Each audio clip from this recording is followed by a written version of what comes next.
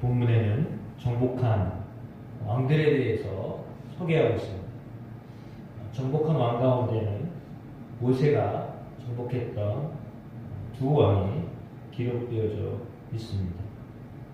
헤스본에 거주했던 아모리 족속의 왕 시혼, 한 사람이고요. 또 다른 사람은 바산의 왕 옥입니다. 두 왕이 요단 저쪽 편이라고 했으니까 동편이겠죠. 요단 동편에 있었던 왕들입니다. 두 왕들이지만 모세가 가나안을 들어오기 전에 정복했던 왕들입니다. 그리고 그들이 다스렸던 지역을 다 점령했기 때문에 아르논 골짜기에서부터 헤르몬산에 이르는 아라바 동쪽의 온 아라바를 차지하였다, 이렇게 말하고 있습니다. 그리고 뒤에는 아르논 골짜기 가에 있는 아로엘에서부터 골짜기 가운데 있는 성읍 길앗 절반 암몬 자손의 경계 약복강까지 이렇게 기록되어져 있습니다. 물론 아라바 긴네롯 바다까지, 또 동방의 아라바의 바다 영해의 베녀시못으로 통한 길까지, 또 남쪽으로는 비스가 산 기슭까지 이렇게 기록되어져 있습니다. 물론 뒤에 보면 이제 헤스본 왕 시온의 경계에 대해서도 이야기하면서 또 접해 있었던 곳이기 때문에 헤르몬산이 또 나오고요. 살르가 온 바산, 또 그슬 사람, 마아가 사람, 길앗 절반, 이것이 이제 길앗 절반인데 그런 경계를 분명하게 알려주면서 이곳 요단강 동편에는 루벤 사람, 갓 사람, 므낫세 반 지파에게 기업으로 주었다, 이렇게 말씀하고 있습니다. 가장 먼저 정복된 땅이었기 때문에 그들에게 주어졌습니다. 그러니까 모세가 정복한 왕이 두 왕이었고, 그를 이어서 수장이 되었던 여호수아에 의해서 정복한 왕들이 다음에 7절부터 24절까지 기록되어 있는데요. 족속은 뭐 7족속이지만 이제 보면 산지, 평지, 아라바, 경사지, 광야, 네겝, 이렇게 이야기하면서 그 9절부터는 아주 성, 예를 들면 성이겠죠. 성의 성주가 왕입니다. 그래서 가장 먼저 무너뜨렸던 여리고로부터 시작해서 아이, 이렇게 순서대로 나오고 있습니다. 예루살렘, 헤브론, 야르뭇, 라게스, 에글론, 게셀, 드빌, 게델, 호르마, 아랏, 림나, 아둘람, 이렇게 아마도 처음 들어본 이름도 있겠거니와 그렇지 않은 익숙한 막게다, 베델, 이런 곳은 조금 익숙한 곳입니다. 그래서 이 모든 지역을 다스렸던 왕들이 31명이었다라고 기록하고 있습니다. 아주 큰 성으로부터 작은 성에 이르기까지 31명의 왕들이 정복됐다라고 오늘 본문은 우리에게 말씀해주고 있습니다. 그래서 정복한 곳이 기록으로 이렇게 남겨졌다라고 하는 것은 승전사라고 볼 수 있습니다. 그러니까 전쟁에서 이겼기 때문에 기록으로 남겨놓은 것인데 실제로 이렇게 전쟁에서 이겼다라고 했습니다. 어제 말씀드렸던 것처럼 어떤 전쟁은 7일 만에 끝난 전쟁이 있었습니다. 여리고 전투 같은 경우는 7일 만에 무너졌습니다. 아이성 전투 같은 경우에도 하루에 무너졌습니다. 그러니까 이제 그런 7일에 끝나고 하루에 끝나는 것도 있고, 그러나 그 뒤에는 계속 전쟁이 있었다라고 했는데 신학자들이 밝혀내기를 7년 정도 있었다라고 했거든요. 그러니까 아주 오랜 세월 동안 정복을 하였는데, 이제 양축으로 다 따져보자면 33명의 왕이 정복을 당했습니다. 그리고 그것을 정복하여서 하나님이 아브라함에게 말씀하셨던 그 땅을 실제로 그들이 밟고 살게 되었다라고 하는 것인데, 오늘 이 본문에 보면 뭐 자세하게 어떤 왕을 어떻게 정복했다라고 하는 말은 성경에 나와 있지는 않지만, 그럼에도 불구하고 이렇게 기록으로 남겼던 것을 보면 여호수아를 통하여서 하나님께서 그 가나안에 있는 족속들을 하나님이 무찌르게 하셨다라고 하는 취지의 이제 기록이라고 볼 수 있습니다. 문학적으로 따져보면 3인칭으로 써있다 이렇게 보거든요. 그러니까 이제 그 3인칭으로 썼다라고 하는 것은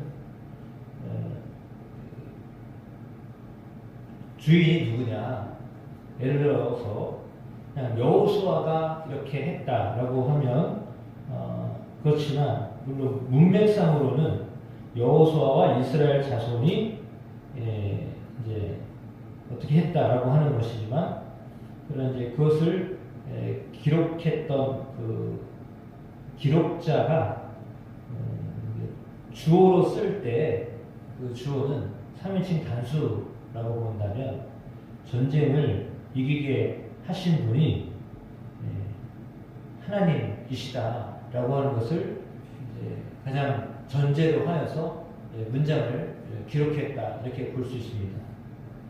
왜냐하면 말씀드린 것처럼 승전 기록일 때 그러면 분명히 어떤 그 장군 아니면 왕, 그 사람이 이렇게 했다라고 써야 맞는 것인데, 그렇게라기보다는 3인칭 단수로 시작되어서 이렇게 기록이 된 것을 보았을 때 이거는 동쪽, 요단강 동쪽 편을 정복시켰던 모세도 아니고, 요단강 서편 하나님이 아브라함에 약속하셨던 그 가나안 땅을 정복했던 여호수아도 아니고, 두 사람의 지도자가 정복하긴 했지만 그러나 주체는 누구였냐면 하나님이셨다라고 하는 것입니다.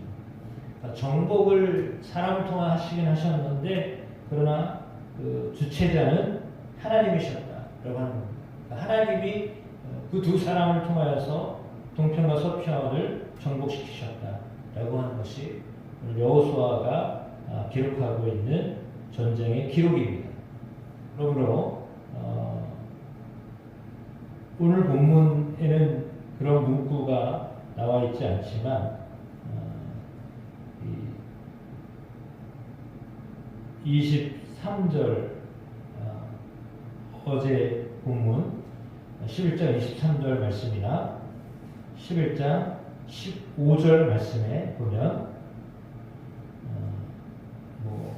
여호수아가 여호와께서 모세에게 말씀하신 대로 그 온 땅을 점령하여 이스라엘 지파의 부분에 따라 기업으로 주매 그 땅의 전쟁이 그쳤더라 라고 하는 문구와 15절에 여호와께서 그의 종 모세에게 명령하신 것을 모세는 여호수아에게 명령하였고 여호수아는 그대로 행하여 여호와께서 모세에게 명령하신 모든 것을 하나도 행하지 아니한 것이 없었더라 라고 했습니다.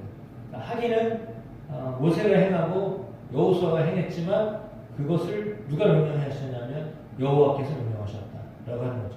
그러니까 여호와에 의해서, 하나님에 의해서 승리를 거두게 되었다라고 하는 것이 여호수아를 쓴 저자의 어떤 그 목적입니다. 그러니까 전쟁은 하나님께 속한 것이다라고 하는 의미를 우리에게 알려주고 있습니다.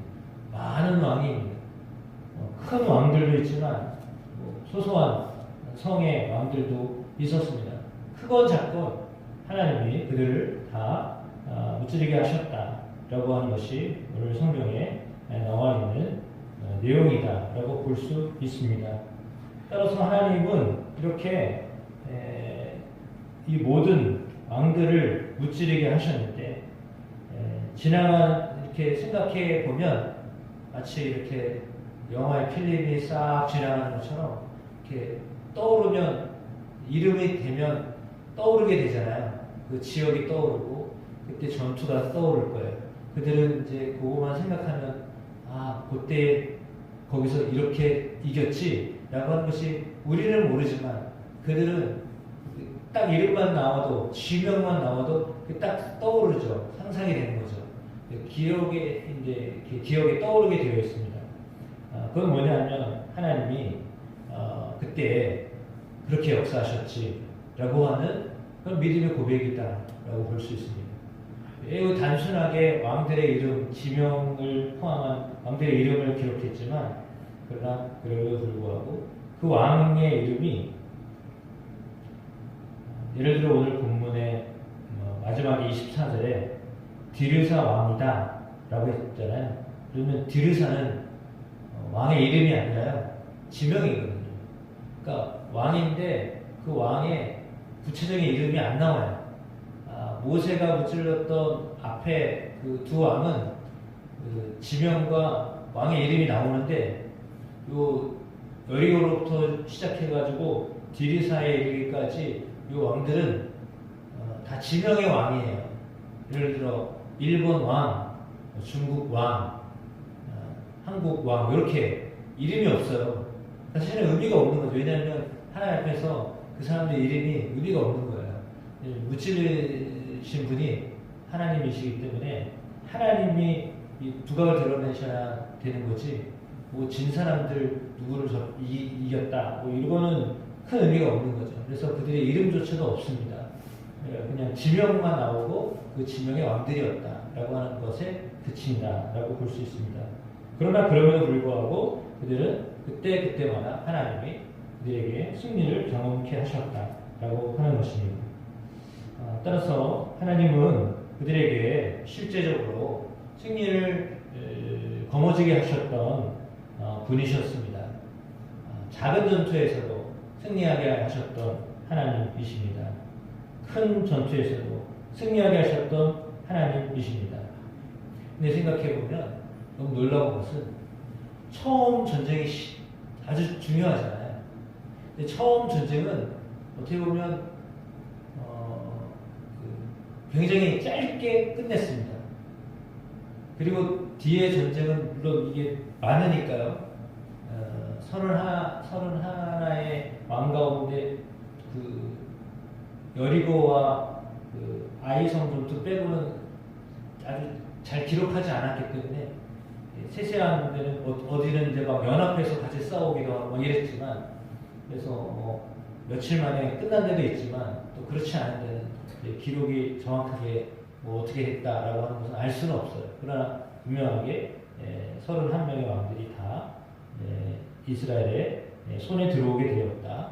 아브라함이 앞서가셨던 모세에게 말씀하셨던 그 지역을 하나님이 주셨다라고 하는 것은 분명한 사실입니다.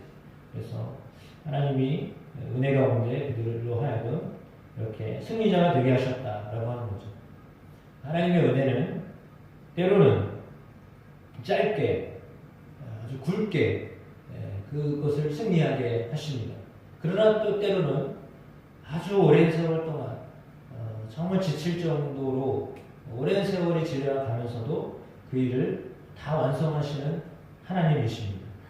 그래서 어떤 방법으로 어떻게 하시든지 하나님은 약속하셨던 것들을 다 지키셨던 하나님이시고 그 하나님을 신실하게 믿었던 여호수아와 이스라엘 백성들을 역시 승리를 경험하는 자들이 되게 하셨다라고 하는 것이죠. 그래서 모세에게 하셨던 말씀이 여호수아를 통하여 이제 완성되게 하셨는데 이렇게 하나님은 대를 이어서 믿음의 사람들이 승리를 경험케 하셨고 그 승리한 경험들이 은혜로 남게 하셨습니다. 그래서 그 은혜를 항상 다시 한번 기억하는 일은 매우 중요하기 때문에 오늘 본문에 이렇게 기록으로 남겼다라고 보면 좋겠습니다. 우리는 은혜를 늘 달고 살아야 할 사람들입니다. 은혜 가운데 살아가는 사람들입니다. 우리의 삶 가운데 우리의 삶의 평안을 위하여 기도하고 우리 자녀가 하나님께로 인도되기를 기도하고 또 우리가 소원하는 우리의 기도의 소원들이 있습니다. 그것들이 다 이렇게 다 응답이 되어져서 마치 왕들의 이름을 기록하듯이 우리가 기도하던 그 기도의 제목들이 나중에는 다 하나님 응답하셨다라고 하는 기록으로 남게 되는 은혜가 있게 되시기를 주님의 이름으로 축복합니다. 네, 기도하겠습니다.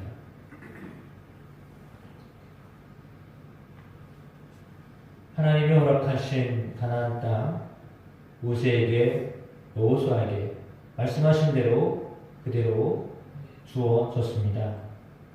짧은 전쟁을 하였던 장소도 있었지만 오랜 세월 동안 지칠 수도 있는 장기간 동안 또한 정복 전쟁을 해야만 할 때도 있었습니다. 그러나 그럼에도 불구하고 하나님 반드시 승리하게 하셨습니다. 그 전쟁에 승전보를 올리게 하셨습니다. 하나님이 은혜를 베풀어 주셨습니다. 동일하게 우리의 삶 가운데 하나님을 신실하게 따라갈 때 하나님 우리가 밟아야 될 땅, 우리가 정복해야 될 것들을 하나님 정복하도록 역사하심을 믿습니다. 그래서 은혜를 기억하며 살아가는 사람, 우리 그런 삶을 살아가도록 우리 이끌어 주실 줄로 믿습니다. 역사하여 주실 줄로 믿습니다. 하나님의 은혜를 날마다 상고하는 삶을 살게 하옵소서. 하나님의 이름을 자랑하고 높여드리는 우리의 삶이 되게 하옵소서. 예수 그리스도의 이름으로 기도합니다.